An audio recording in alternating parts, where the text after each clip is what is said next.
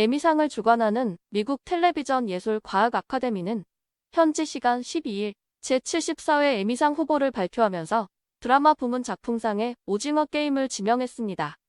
에미상은 미국 TV 방송의 아카데미상으로 불립니다.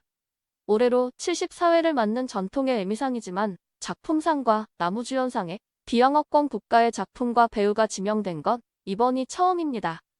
극중 조상우 역을 맡은 박혜수와 오일남을 연기한 오영수는 나무조연상 후보에 동시에 올랐고 강세벽 역의 정호연은 여우조연상 후보로 지명됐습니다. 또 황동혁 감독은 드라마 부문 감독상과 각본상 후보에 올랐고 강세벽에게 일부러 게임을 져주고 죽음을 택하는 지영 역의 이유미는 여우 단역상 후보에 오르는 등 오징어 게임은 모두 14개 부문에서 후보로 지명됐습니다. 뉴욕타임스는 오징어 게임이 외국어 드라마로서는 역대 최다 부문 후보 지명 기록을 썼다고 평가했습니다. 넷플릭스 드라마 역대 최고의 시청 시간을 세운 오징어 게임은 지난 3월 미국의 크리스틱스 초이스 시상식에서 드라마 부문 수상작으로 선정됐고 이정재 씨는 미국 배우조합상에서 나무주연상을 받는 등 각종 시상식을 휩쓸며 에미상 수상 가능성도 일찌감치 거론되었습니다. 오징어 게임은 석세션, 기묘한 이야기 등 7작품과 이정재는 5명의 쟁쟁한 배우들과 수상을 겨루게 됩니다. 미국 TV 방송계 최고의 상으로 꼽히는 에미상의 수상자는 9월 12일 LA에서 개최될 시상식에서 공개됩니다. 오징어 게임의 주연 배우들이 노미네이트 소감을 직접 밝혔습니다. 에미상의 최우수 드라마 시리즈상으로 후보 지명 및 한국인 최초로 드라마 시리즈 부문 감독상, 각본상 후보로 이름을 올린 황동혁 감독은 오징어 게임이 비영어권 작품 최초로 에미상 후보에 지명된 것이 너무나도 기쁘고 영광스럽습니다. 오징어 게임의 에미상 후보 지명을 계기로 언어와 문화의 장벽을 넘어서 전 세계가 서로의 콘텐츠를 즐기고 이해할 수 있는 기회의 문이 더욱 활짝 열리기를 바랍니다라고 밝혔습니다.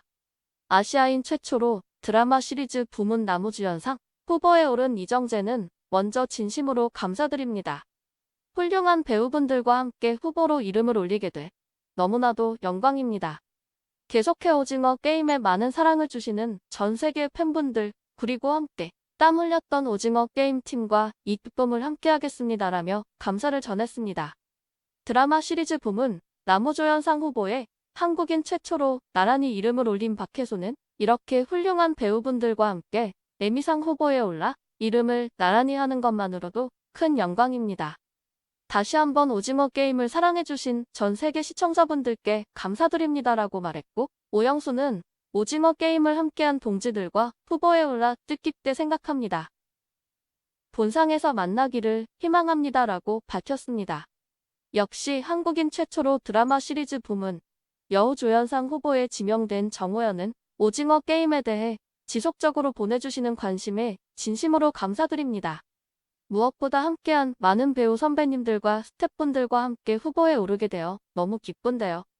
모두에게 축하의 인사를 드리고 싶고 특히 황동혁 감독님과 김지연 대표님에게 감사의 말을 전하고 싶습니다.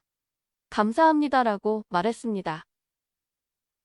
드라마 시리즈 부문 여우 게스트상 후보에 깜짝 이름을 올린 이유미는 오징어 게임이라는 저에게 소중한 작품으로 에미 시상식 드라마 시리즈 부문 여우 게스트상에 노미네이트되어 너무 기쁘고 행복합니다. 이 소중한 순간을 기억하며 앞으로도 좋은 작품, 다양한 모습으로 찾아뵐 수 있게 노력하겠습니다. 감사합니다라고 말했습니다. 드라마 시리즈 부분에서의 오징어 게임의 에미상 입성은 영화에서는 기생충의 미국 아카데미 시상식 사관왕 그리고 음악에서는 그룹 방탄소년단의 미국 빌보드 정복에 이어 방송 분야에서도 한국 크리에이터들이 최고 수준에 도달했다는 증거입니다. 즉, K 콘텐츠가 전 세계의 엔터테인먼트 시장을 석권하는 그랜드 슬램을 달성한 셈입니다. 비디오 스트리밍 산업의 선구자로 평가되고 있는 넷플릭스 창업자이자 CEO인 리드 헤이스팅스는 12일에 열린 넷플릭스 한국 예능상견례 자리에서 화상을 통해 이제 한국을 언급하지 않고 전 세계의 엔터테인먼트 시장을 말하는 건 불가능하다면서 오징어 게임이나 지금 우리 학교는 같은 한국의 이야기가 전 세계 트렌드 중심에 우뚝 서는 것을 지켜봤다. 한국 스토리텔러들의 이야기들은 안정과 즐거움, 공동체 의식의 원천이 되고 있다고 평하였습니다. 황동혁 감독은 오징어 게임 시즌2 준비를 본격화했다면서 12일 외신과의 인터뷰에서 그는 시즌1과 시즌2의 가장 큰 차이점은 더 이상 순진하지 않고 자신의 뜻을 관철시키려는 주인공 성기훈이라면서 게임 선정 절차도 끝났다. 시즌2에는 새로운 게임이 많이 나올 것이라고 밝혔습니다. 이에 대한 일본의 반응을 살펴보겠습니다. 시즌2가 나오는 것 같은데 기대되고 또 펜트하우스 같은 것이 보고 싶어요. 별로 안티는 아니지만 결국 마지막 오징어 게임은 팔뚝이 강한 쪽이 이기고 여자는 압도적으로 불리합니다. 설령 그 영감님이 남았더라도 이기지 못했을 겁니다. 공평한 게임이라는 콘셉트는 마지막에 무너졌다고 생각합니다. 오징어 게임은 진부하고 심지어 때때로 사회주의적인 논리가 드러나기 때문에 단순한 드라마가 아니라는 것이었습니다. 그리고 세계적으로 인정받는 것도 나름대로 분명한 의도를 갖고 있다는 거였어요. 그의 의견이 모두 옳다고는 생각하지 않지만 뜻밖에도 맞는 것 같아요. 순수하게 보고 즐기기 위한 작품과는 다른 것 같아요. 일본은 글로벌이 어려워요. 한국은 환경이 어떻게 보면 좋았습니다. 일본의 경우는 국내에서 모두 완결할 수 있고 인기가 생기면 그걸로 충분히 살아갈 수 있어요. 한국의 경우는 국내 시장이 작아서 인기도 어렵고 매출도 어렵습니다. 그러면 해외로 가야 됩니다. 엔터테인먼트에 관계없이 일본은 내수 소비 경제를 계속해왔고 계속하고 있기 때문에 좀처럼 글로벌을 향한 것을 하지 않습니다.